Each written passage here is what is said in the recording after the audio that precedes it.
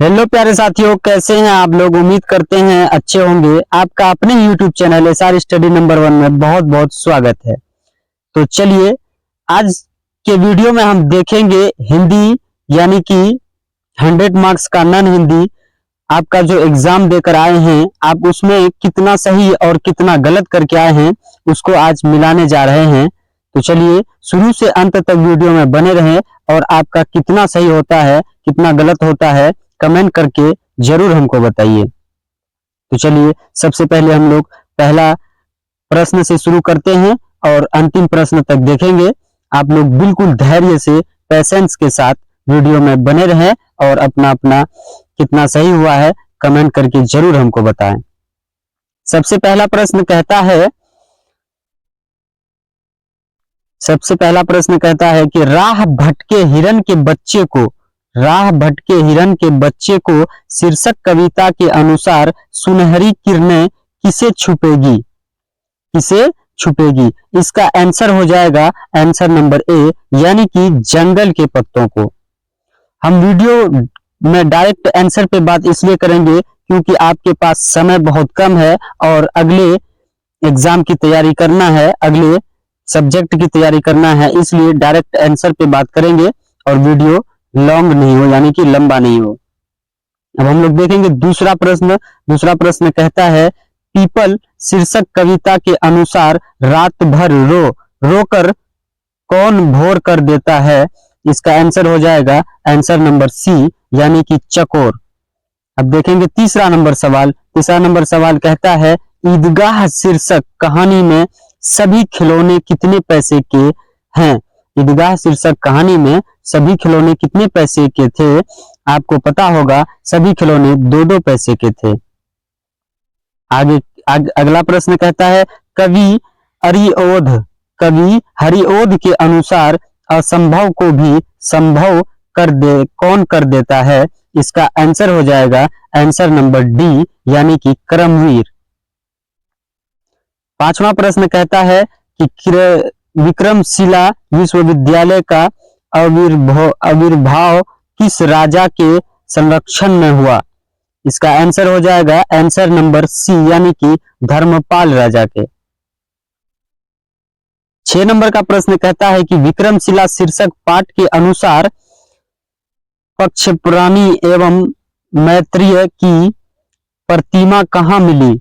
इसका आंसर हो जाएगा आंसर नंबर ए, यानी कि विक्रमशिला विश्वविद्यालय के खनन में। अगला प्रश्न कहता है राह भटके हिरन के बच्चे। ये सब बिल्कुल हलवा प्रश्न है और ये सारा चीज आपको पढ़ाया हुआ है। आज बताएंगे कि 100 में 50 ऑब्जेक्टिव में आपका कितना सही हुआ है। 100 में से 50 बनाना होता है और 50 में आपका कितना सही हुआ है कमेंट करके जरूर बताएं। बिल्कुल हलवा प्रश्न है। ऐसा प्रश्न पिछले वर्ष नहीं पूछा था, लेकिन इस वर्ष बहुत ही आसान सवाल है। अगला प्रश्न कहता है कि राह भटके हिरन के बच्चे को शीर्षक कविता में हिरन का छोटा बच्चा किस कारण अपनी मां से बिछुड़ जाता है। इसका आंसर क्या होगा आप लोग बताएं। इसका आंसर होगा डी, यानी कि खेल में मस्त होने के कारण। अगला प्रश्न कहता है वसुधा शब्द का अर्थ क्या है। वसुधा शब्द का अर्थ होता है पृथ्वी, ऑप्शन नंबर सी। अगला प्रश्न कहता है खेमा शीर्षक पाठ में जलते पैरों पर पानी गिरने से किसको क्षणिक तसल्ली मिलती है। मतलब किसको थोड़ा सा तसल्ली मिलता है, तो खेमा को मिलता है, इसलिए ऑप्शन बी। जननायक कर्पूरी ठाकुर शीर्षक पाठ के अनुसार सचिवालय के लिफ्ट के ऊपर क्या लिखा हुआ था।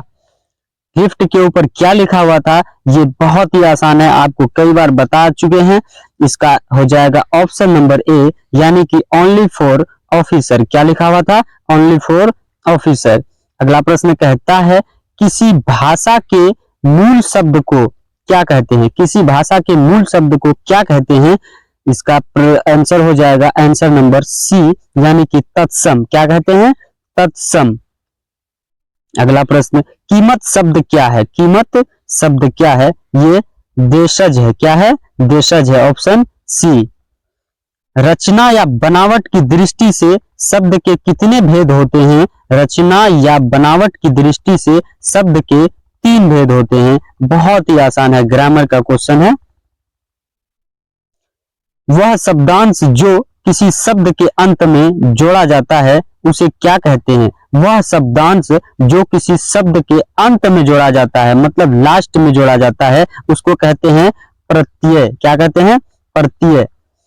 अगला प्रश्न कहता है, अमोल शब्द में उपसर्ग क्या है? अमोल शब्द में उपसर्ग क्या है? अमोल शब्द में उपसर्ग क्या होता है? अ होता है। आपको तो पहले से ही पता है, इसलिए आप सही टिक करके आए होंगे। अगला प्रश्न कहता है, गायक शब्द में प्रत्यय क्या है? गायक शब्द में प्रत्यय क्या है? तो इसका हो जाएगा ऑप्शन नंबर सी, यानी कि एक। क्या हो जाएगा? एक, गायक। इच्छा शब्द का विशेषण क्या है? इच्छा शब्द का विशेषण क्या है? इसका हो जाएगा ऐच्छिक, यानी कि ऑप्शन सी। गौशाला शब्द कौन समास है? गौशाला शब्द कौन सा समास है? ये हो जाएगा तत्पुरुष समास। क्या हो जाएगा? तत्पुरुष समास, ऑप्शन डी। अगला प्रश्न कहता है, देव का मारा वह कौन पदबंध है? कौन पदबंध है? इसका हो जाएगा ऑप्शन नंबर ए, यानी कि संज्ञा पदबंध।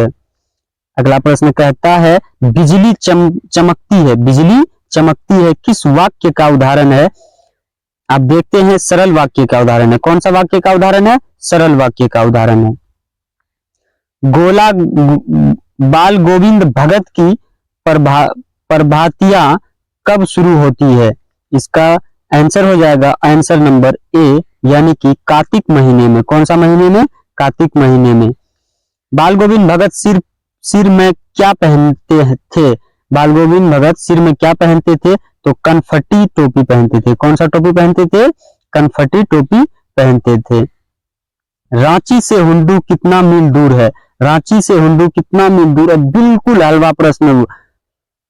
27 मील दूर है। कितना मील दूर है? 27 मील दूर है। अगला प्रश्न, लेखक कामता प्रसाद सिंह काम के अनुसार किस स्थान के निवासी, सादगी के अवतार और गरीबी की मूर्ति थे? इसका हो जाएगा छोटा नागपुर। क्या हो जाएगा? छोटा नागपुर, ऑप्शन डी। हुंडरू के झरने की ऊंचाई कितनी है? हुंडरू के झरने की ऊंचाई कितनी है? Option B, 243 foot.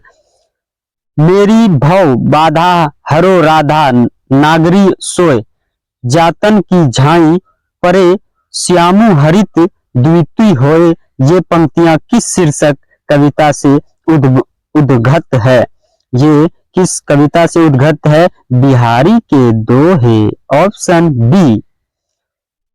रांचे शब्द का अर्थ क्या है? रांचे शब्द का अर्थ क्या है? रांचे शब्द का अर्थ क्या होता है? ये आप लोग हमको फटाफट बताएंगे। इसका मेरे ख्याल से क्या हो जाएगा? प्रसन्न। क्या हो जाएगा? प्रसन्न। आप लोग बताएंगे क्या है इसका सही आंसर। ठेस शीर्षक पाठ में काकी की सबसे छोटी बेटी का नाम क्या था? काकी की सबसे छोटी बेटी का नाम क्या था? ये चारों ऑप्शन लग रहा है सही है, लेकिन ये चारों में ऑप्शन डी सही है, यानी कि मानू। ठेस शीर्षक कहानी में भज्जू महाजन किस टोले के हैं? भज्जू महाजन किस टोले के हैं? ब्राह्मण टोले के, क्योंकि वो ब्राह्मण थे इसलिए ब्राह्मण टोले में रहते थे। मोहम्मद इकबाल रचित पठित कविता में गरीबों की भलाई करने की प्रार्थना कौन कर रहे हैं? कौन कर रहे हैं? तो बच्चे। मोहम्मद इकबाल की कविता जो है उसमें भलाई की प्रार्थना कौन कर रहे हैं? बच्चे कर रहे हैं। किस शीर्षक कविता में संसार को बेहतर बनाने की कामना मुखर हुई है? इसका हो जाएगा ऑप्शन डी, बच्चे की दुआ। बच्चे की दुआ। वंशीधर श्रीवास्तव रचित पठित एकांकी में शस्त्र सज्जित सम्राट अशोक कहाँ बैठे हैं? सम्राट अशोक कहाँ बैठे हैं? तो घोड़े पर बैठे हैं। कहाँ बैठे हैं? घोड़े पर बैठे हैं। बिल्कुल आसान आसान सवाल। लेखक रामधारी सिंह दिनकर के अनुसार कौन सबसे पहले उसी को जलाती है जिसके हृदय में यानी कि दिल में उसका जन्म होता है ईर्ष्या की। क्या हो जाएगा? ऑप्शन ए ईर्ष्या हो जाएगा। ईर्ष्या तू ना गई मेरे मन से शीर्षक पाठ में सीजर किससे स्पर्धा करता है? सीजर किससे स्पर्धा करता है? डायरेक्ट हम आंसर इसलिए बोल रहे हैं क्योंकि वीडियो थोड़ा लंबा हो जाएगा, इस वजह से आपको टाइम की अभी बहुत ही अभाव है, यानी कि आपको अगले सब्जेक्ट की तैयारी करना बहुत जरूरी है, इसलिए फटाफट आप लोग आंसर देखते चले और मिलाते चले। इसका हो जाएगा ऑप्शन सी नेपोलियन से। किससे? नेपोलियन से। ध्येय शब्द का अर्थ क्या है? ध्येय शब्द का अर्थ क्या है? तंग है। क्या है? तंग। ऑप्शन बी जिस भक्ति धारा में ईश्वर के निराकर स्वरूप की आधार आराधना की जाती है उसे क्या कहते हैं? उसे क्या कहते हैं? आपको पता होगा, उसे कहते हैं निर्गुण भक्ति धारा। निर्गुण भक्ति धारा।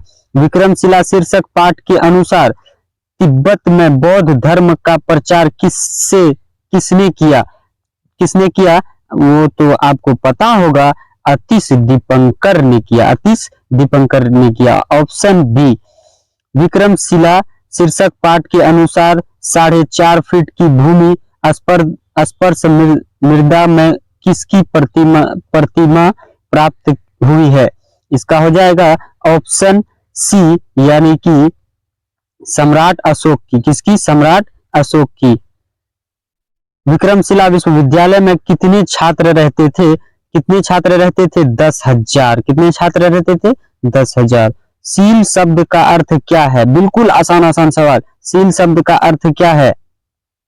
शील शब्द का अर्थ क्या है? आप लोग बताएंगे। प्रतिष्ठा, देन, चरित्र, लोकप्रिय। शील शब्द का अर्थ क्या है? जल्दी जल्दी बताएंगे आप लोग। ये हम आप लोगों के लिए छोड़ रहे हैं। अब देखते हैं अगला प्रश्न। अगला प्रश्न कहता है निम्नलिखित में शुद्ध वाक्य कौन है? निम्नलिखित में शुद्ध वाक्य श्री कृष्ण के अनेकों नाम है। श्री कृष्ण के क्या है? अनेकों नाम है। अगला प्रश्न पृथ्वी का पर्यायवाची शब्द क्या है? पृथ्वी का पर्यायवाची मतलब उसका मिलता जुलता शब्द नहीं, उल्टा शब्द। वनिता। पृथ्वी को क्या कहते हैं हम लोग? वनिता कहते हैं। वनिता भी कहते हैं। उत्थान शब्द का विलोम क्या है? विलोम मतलब उल्टा। वो हो गया मिलता जुलता वनिता। और उत्थान शब्द का विलोम क्या है? उल्टा क्या है? पर्वत है, पतन है। पतन है। क्या है? पतन है। नहीं मरने वाला के लिए एक शब्द है। नहीं मरने वाला के लिए एक शब्द है। क्या? बिल्कुल आसान, अमर। जो नहीं मरता है उसको क्या कहते हैं? अमर कहते हैं। अंधे की लकड़ी मुहावरे का अर्थ क्या है? एक ही सहारा। अंधे की लकड़ी के मुहावरे का अर्थ क्या है? एक ही सहारा। अंधे को लाठी ही सहारा होता है। निम्नलिखित में शुद्ध शब्द कौन है? निम्नलिखित में शुद्ध शब्द कौन है? हिंदू है या दायित्व है या पुष्टि है या ऐतिहासिक है? ऐतिहासिक शुद्ध शब्द है। र, य, न, म कौन वर्ण है? ये कौन सा वर्ण है? अनुस्वार वर्ण है। कौन सा वर्ण है? अनुस्वार वर्ण है। निष्पाप शब्द का संधि विच्छेद क्या है? निष्पाद शब्द का संधि विच्छेद क्या है? ऑप्शन सी नी नहर्षि करनी विसर्ग प्लस पाप। निष्पाप क्या हो जाएगा? निष्पाप हो जाएगा। अगला प्रश्न कहता है द वर्ण का उच्चारण स्थान क्या है? द वर्ण का दंत। द वर्ण का दंत यानी ऑप्शन सी। निम्नलिखित में एकमात्रिक स्वर कौन है? ऑप्शन सी अ। क्या है? अ। निम्नलिखित में द्विमात्रिक स्वर कौन है? ई। द्विमात्रिक स्वर कौन है? ई है। Option B. च वर्ण का उच्चारण स्थान क्या है? इसका हो जाएगा तालु। क्या हो जाएगा? तालु। य, र, ल, व कौन व्यंजन है? ये अंतःस्थ व्यंजन है। अंतःस्थ व्यंजन है। बिल्कुल आसान आसान सवाल। निम्नलिखित में घोष वर्ण कौन है? निम्नलिखित में घोष वर्ण है ऑप्शन डी यानी कि र। दो वर्णों के मेल से होने वाले विकार को क्या कहते हैं? होने वाले विकार को क्या कहते हैं? संज्ञा कहते हैं या वचन कहते हैं या संधि कहते हैं या ध्वनि कहते हैं? क्या कहते हैं? इसका हो जाएगा ऑप्शन नंबर डी यानी कि संधि कहते हैं। विशालय शब्द का संधि विच्छेद क्या है? विसा जोड़ अलय, विशालय, यानी कि ऑप्शन ए गलत, ऑप्शन बी गलत, option C is a right. निम्नलिखित में कौन शब्द शुद्ध शब्द कौन है? निम्नलिखित में शुद्ध शब्द कौन है? शुद्ध शब्द इसमें क्या हो जाएगा? ए हो जाएगा, पुण्य। क्या हो जाएगा? पुण्य। निम्नलिखित में प्रश्नवाचक चिन्ह कौन है? प्रश्नवाचक चिन्ह ये बाबा, ये तो बिल्कुल आसान सवाल पूछ दिल को रे। एकर हो जो तो ऑप्शन ए क्वेश्चन मार्क। निम्नलिखित में घोष वर्ण कौन है? निम्नलिखित में घोष वर्ण कौन है? ऑप्शन सी र। दो वर्णों के मेल से होने वाले विकार को क्या कहते हैं? होने वाले विकार को कहते हैं संज्ञा। क्या कहते हैं? संज्ञा। विशालय शब्द का संधि विच्छेद क्या होता है? विसा जोड़ ले विशालय या विसा जोड़ आलय विशालय। इसका हो जाएगा ऑप्शन सी। निम्नलिखित में शुद्ध शब्द कौन है? निम्नलिखित में शुद्ध शब्द कौन है? पुण्य। इसका हो जाएगा ऑप्शन ए। दया शब्द कौन लिंग है? दया शब्द कौन सा लिंग है? ये पुल्लिंग है या स्त्रीलिंग है या उभयलिंग है? ये हो जाएगा ऑप्शन बी, यानी कि स्त्रीलिंग है। निम्नलिखित में अल्पप्राण व्यंजन कौन है? अल्पप्राण व्यंजन कौन है? ऑप्शन ए क। हिंदी में कितने वर्ण है? हिंदी में कितने वर्ण है? 52। हिंदी में कितने वर्ण है? 52। बेरे बाबा रे, ऐसा ऐसा सवाल पूछ देता है रे। शौकीन शब्द में प्रत्यय क्या है? इन, दुर्गे ई न, इन। पहाड़ शब्द का विशेषण क्या होगा? पहाड़ शब्द का विशेषण क्या होगा? पहाड़ी। जो पहाड़ में रहता है उसको क्या कहते हैं हम लोग? पहाड़ी कहते हैं। बिना पानी, बिना पानी शब्द कौन समास है? कौन सा समास है? ये बहुब्रीहि समास है। कितना आसान आसान सवाल है। चमन शब्द का अर्थ क्या है? चमन शब्द का अर्थ है बाग। चमन मतलब जहां पर चमन होते हैं उसको हम लोग क्या कहते हैं? बाग कहते हैं। बुरी है आग पेट की, बुरे हैं दिल के दाग। ये पंक्ति किस शीर्षक कविता की है? ये है तू जिंदा है तो जिंदगी की जीत पर यकीन कर। Option C. ईदगाह शीर्षक कहानी में नमाज खत्म होने के बाद लोग क्या कर रहे थे? लोग क्या कर रहे थे? आपस में गले मिल रहे थे। हे बाबा, ये हो सब क्वेश्चन पूछी थी। अयोध्या उपाध्याय हरिओध रचित कविता निम्नलिखित में से कौन है? ये कर्मवीर है। Option C. विभव शब्द का अर्थ क्या है? विभव शब्द का अर्थ क्या है? ऐश्वर्य। क्या है? ऐश्वर्य। Option D. जीव शब्द क्या है? जीव शब्द क्या है? तत्भव है। जीव कौन सा शब्द है? तत्भव है। सेठ शब्द का स्त्रीलिंग रूप क्या है? इसका हो जाएगा सेठनी, सेठानी, सेठानी। Option C. लड़का शब्द का बहुवचन क्या है? बोलो तो इससे आसान और कौन सा सवाल हो सकता है जी? लड़का शब्द का बहुवचन लड़के। संज्ञा या सर्वनाम के जिस रूप से वाक्य के अन्य शब्दों के साथ उनका संबंध सूचित हो उसे क्या कहते हैं? उसे कहते हैं कारक। क्या कहते हैं? उसे कारक कहते हैं। पेड़ से फल गिरा किस कारक का उदाहरण है? पेड़ से फल गिरा किस कारक का उदाहरण है? अपादान कारक। नायक शब्द का स्त्रीलिंग रूप क्या है? नायक शब्द का स्त्रीलिंग रूप नायिका। उसने कुछ नहीं खाया किस सर्वनाम का उदाहरण है? उसने कुछ नहीं खाया अनिश्चयवाचक, अनिश्चयवाचक, अनिश्चयवाचक। जाति शब्द का विशेषण क्या है? जाति शब्द का जातिया। Option C. उसका सिर खुजलाता है। उसका सिर खुजलाता है किस क्रिया का उदाहरण है? ये अकर्मक है। ये कौन सा है? अकर्मक है। Option B. रमेश आ रहा है किस काल का उदाहरण है? रमेश आ रहा है ये भूतकाल का उदाहरण है। Option A. ग्रामर के अनुसार ऑप्शन ए। दीदी की डायरी शीर्षक पाठ में माँ को कल रात से क्या हुआ? माँ को कल रात से क्या हुआ? मलेरिया, यानी कि ऑप्शन डी। दीदी की डायरी शीर्षक पाठ के अनुसार 3 जनवरी 97 का दिन 1997 का दिन कैसा रहा?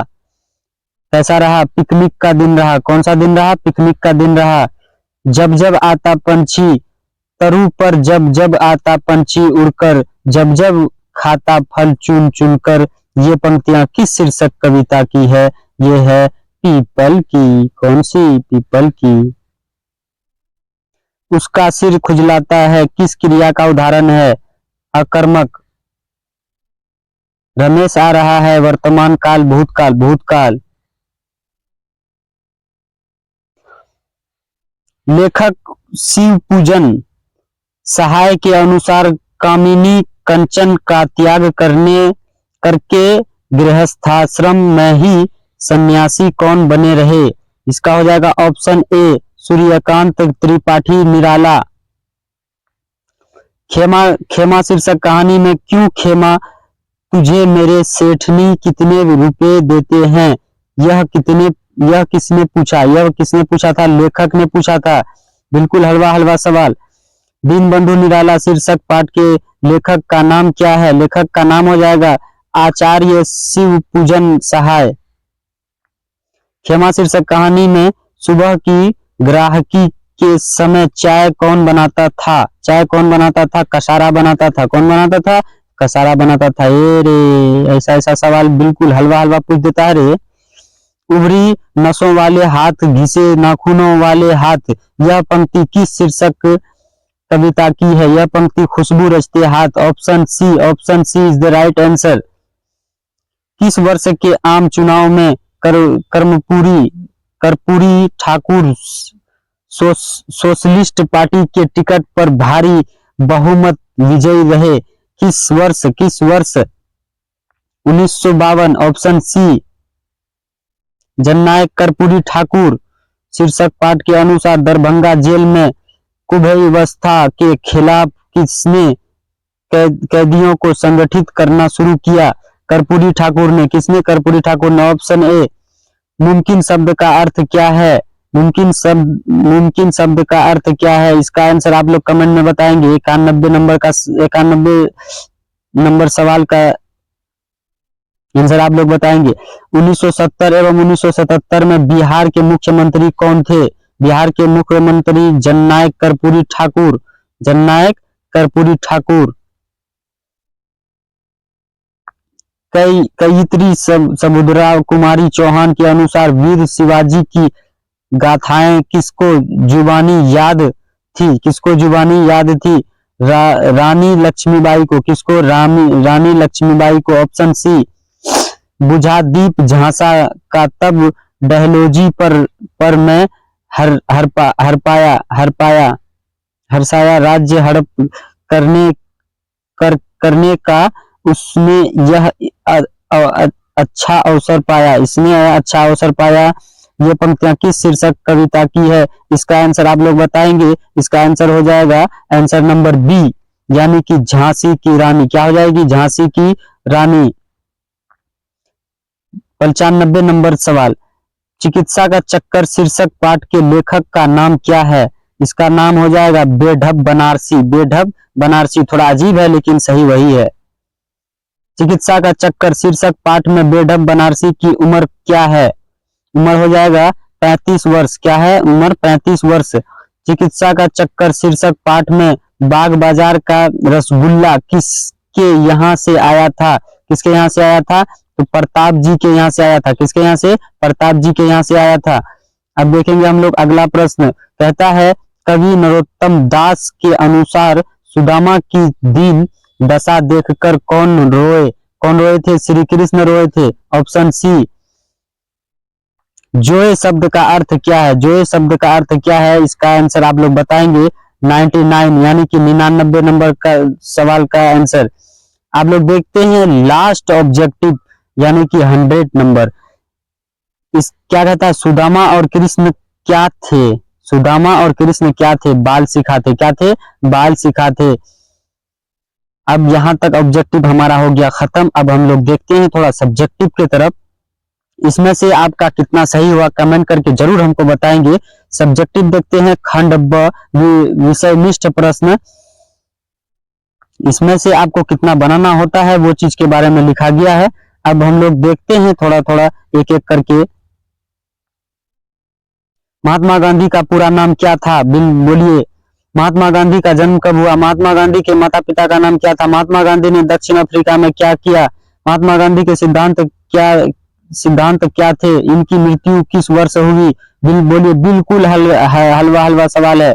ख नंबर में ये सब आप अच्छे से बना कर आए होंगे, हम उम्मीद करते हैं। मानव जीवन के लिए दुख क्या है, मानव को जीवन के लिए दुख क्या है, अपने दुख को प्रकट कीजिए। दुखी मानव के लिए क्या जानना आवश्यक है, मनुष्य विचलित कब होता है, जैसे सुख कैसे विकसित होता है, सुख कैसे मतलब डेवलप करता है अपनी जिंदगी में। ये सब बिल्कुल हलवा सवाल है, आपको बिल्कुल देख करके आना था और बना करके आए होंगे आप लोग। बहुत ही आसान सवाल है, आप देख सकते हैं। हम उम्मीद करते हैं कि आप सभी का एग्जाम बहुत ही अच्छा गया होगा और अगले जो सब्जेक्ट है उसकी तैयारी आप अच्छे से कीजिए। हम लास्ट में एक बात बोलना चाहते हैं। कल रात में मैंने एक शॉर्ट वीडियो डाला था यूट्यूब पर, उसमें बोला था कि 5 नंबर अगर आपको हाथों में लेना है, यानी कि वायरल हो चुका है वो क्वेश्चन, आप उसको थोड़ा सा देख लीजिए, 1-2 बार प्रैक्टिस कर लीजिए। ऑब्जेक्टिव शॉर्ट वीडियो में मैंने बोला था, देखिए वो शॉर्ट वीडियो देख सकते हैं, अभी भी है अपने चैनल पर। कहा था मैंने कि विद्यालय के प्रधानमंत्री पर पत्र लिखें, 1-2 बार आप लोग प्रैक्टिस कर लीजिए, ये क्वेश्चन वायरल हो चुका है। और देखिए यहाँ पर 5 नंबर में पूछा गया है कि नहीं है, 5 नंबर में पूछा गया है ना, प्रधानमंत्री को एक आवेदन पत्र लिखे। अगर आप प्रैक्टिस कर लिए होंगे तो आप बिल्कुल अच्छे से 5 नंबर अपने हाथों में लेकर आए होंगे। हम उम्मीद करते हैं आप सभी का एग्जाम बहुत ही अच्छा गया। और लास्ट में ये कहना चाहूंगा कि अगर आप अभी तक हमारे चैनल को सब्सक्राइब नहीं किए हैं तो फटाफट चैनल को सब्सक्राइब कर लीजिए। और मिलते हैं फिर कल अगले सब्जेक्ट के आंसर की वीडियो लेकर के। जब तक के लिए जय हिंद, बाय बाय।